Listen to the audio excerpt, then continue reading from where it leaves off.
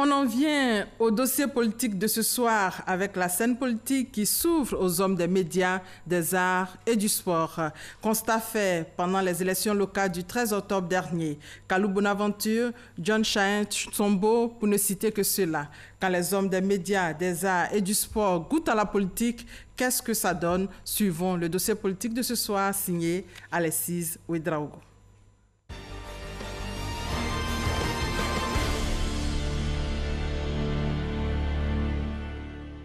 Ils sont footballeurs, hommes de médias ou encore du showbiz.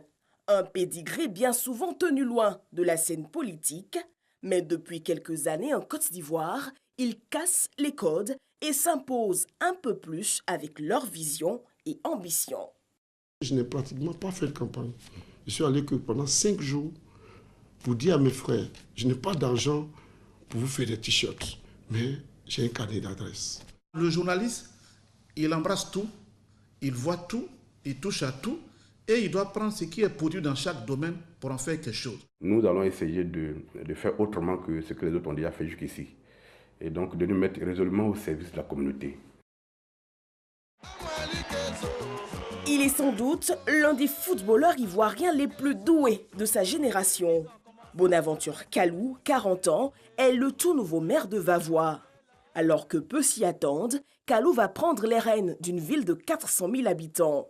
Endurant sur un terrain de football, les longues semaines de campagne politique auront bien réussi à l'émousser. C'est d'ailleurs à Paris que nous le retrouvons. Il s'offre un peu de répit. Ça a été un appel du cœur.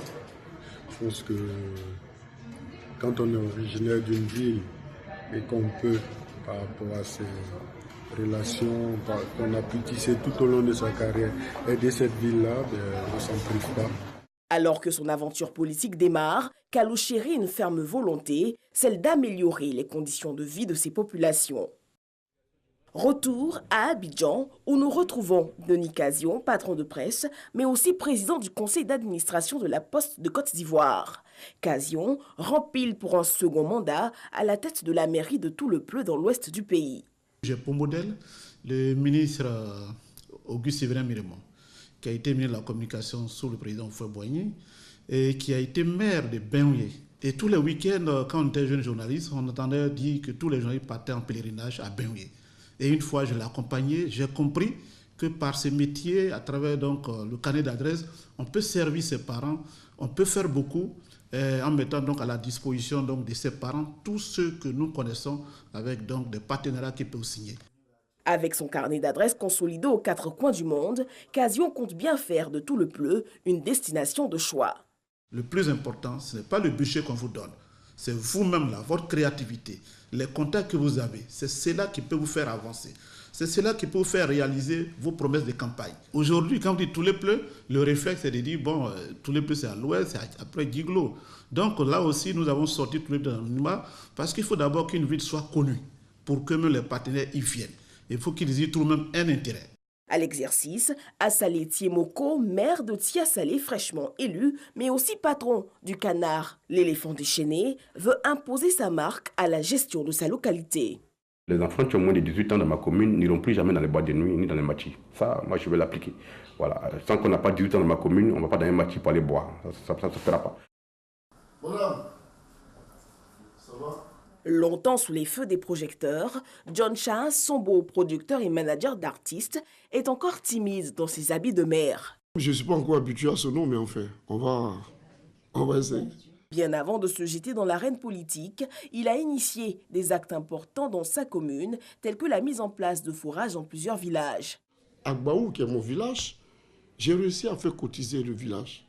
10 000 par maison. On vient de faire un forage et on a fait un château. On va ouvrir d'ici un mois. Les enfants souffraient pour aller à l'école. 4-5 km par village pour se retrouver dans la seule ville qui a coupé où il y a un lycée. Et on a collecté de l'argent, on a pris des bus. Tout le département, les enfants ont fait 100% en entrée en 6e.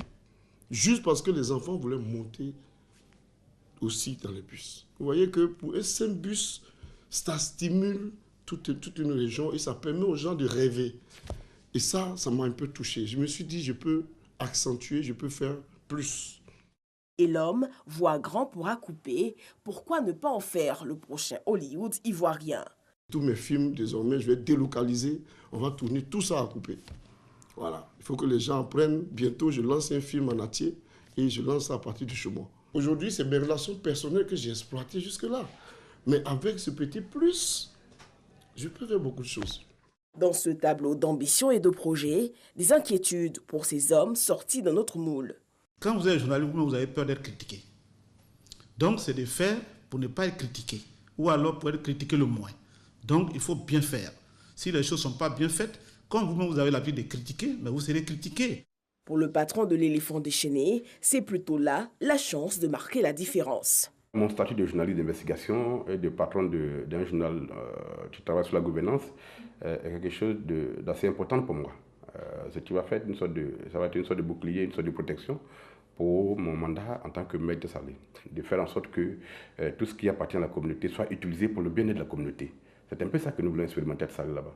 Et faire en sorte que, après 5 ans de mandat, quand les gens vont voter en 2023, ils ne votent plus comme ils avaient l'habitude de voter, mais ils votent parce qu'ils ont envie que les choses changent réellement et non pas voter des ethnies ou des partis politiques qui promettent des choses qu'ils ne réalisent jamais. Donc c'est un peu ça que nous voulons expérimenter à Salé. Ça va être un peu le creuset d'une sorte de nouvel esprit démocratique que nous voulons créer en Côte d'Ivoire. Hommes politiques, footballeurs, hommes de médias ou encore du showbiz, pour les populations, ces élus d'horizons divers ne seront jugés que sur un seul baromètre, celui de l'amélioration effective de la qualité de vie de leurs administrés.